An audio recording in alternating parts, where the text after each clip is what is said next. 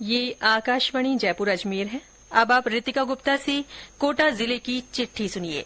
इसके लेखक हैं आशीष मेहता। हाल ही में कोटा में हेरिटेज चंबल रिवर फ्रंट और सिटी पार्क ऑक्सीजोन का लोकार्पण हुआ। नगरीय विकास और स्वायत्त शासन मंत्री शांति धारीवाल ने हेरिटेज चंबल रिवर फ्रंट का उद्घाटन किया।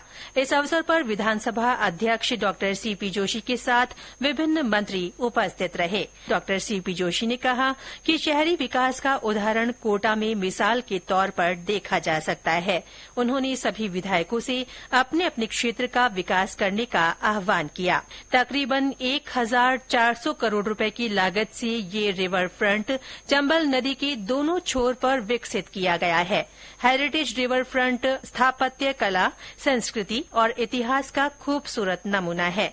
यहाँ अलग अलग थीम पर घाट बनाए गए हैं। इधर सिटी पार्क ऑक्सीजोन का लोकार्पण मुख्यमंत्री अशोक गहलोत ने किया। इस अवसर पर श्री गहलोत ने कहा कि कोटा प्रदेश का विकास का मॉडल बन गया है। इससे राज्य में पर्यटन को भी नई दिशा मिलेगी। मुख्यमंत्री ने सिटी पार्क का अवलोकन कर पौधरोपण भी किया। इस पार्क का निर्माण 120 करोड़ रुपए की लागत से किया गया है।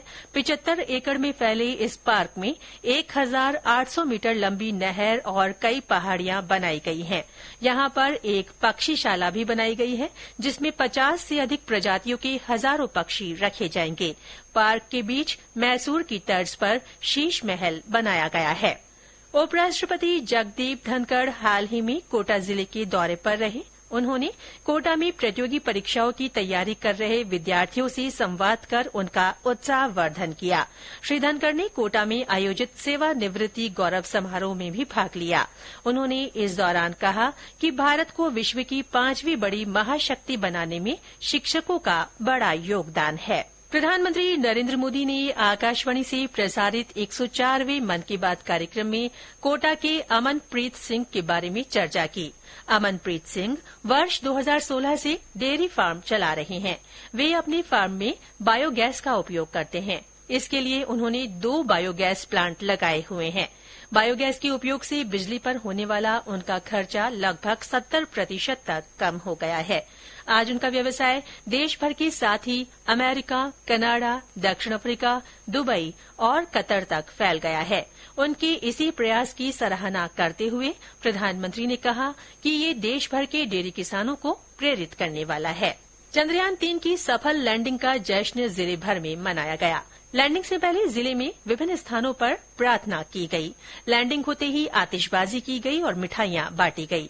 लोकसभा अध्यक्ष ओम बिरला ने इस अवसर पर वैज्ञानिकों को बधाई दी। श्री बिरला ने कहा कि देश के वैज्ञानिकों की सामर्थ्य के कारण आने वाले समय में हर क्षेत्र में भारत विश्व का नेतृत्व करेगा। पिछले दिनों कोटा में युवा संसद का आयोजन किया गया। इसमें लोकसभा अध्यक्ष ने कहा कि आजादी के अमृतकाल में भारत विकसित राष्ट्र बनने की ओर अग्रसर है।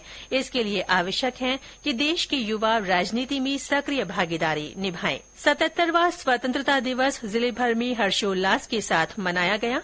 जिला स्तरीय कार्यक्रम उम्मेद सिंह स्टेडियम में आयोजित किया गया।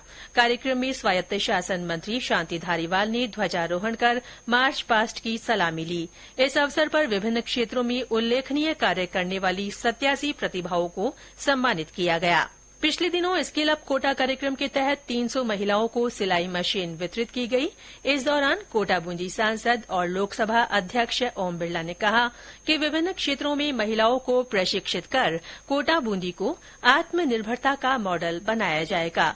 स्किल अप कोटा कार्यक्रम के तहत सिलाई, पशुपालन, टेलीमार्केटिंग, ब्यूटिशियन, होटल और ऑफिस प्रबंधन सहित विभिन्न क्षेत्रों में महिलाओं को प्रशिक्षित किया जाएगा। कोचिंग संस्थानों में पढ़ने वाले विद्यार्थियों के तनाव को कम करने के लिए स्माइलिंग कोटा कैंपेन शुरू किया गया। इस दौरान music concert, magic show, live band और गेम्स जैसे कई कार्यक्रम हुए। इस कैंपेन से शहर भर के 25,000 से अधिक विद्यार्थी जुड़े। पिछले दिनों कृषि महाविद्यालय में एनसीसी इकाई के 2 कैडेट्स का राष्ट्रीय स्तर के थल सैनिक कैंप में चयन हुआ है। 12 से 21 अगस्त तक आयोजित कैंप में राज्य भर से 625 कैडेट्स ने भाग लिया। जिले में पिछले दिनों कई त्योहारों और पर्वों की धूम रही। जन्माष्टमी, तीज, गोगा नवमी और रक्षाबंधन पर्व पारंपरिक हर्षोल्लास के साथ मनाए गए। इसके साथ ही कोटा जिले की चिट्ठी समाप्त हुई।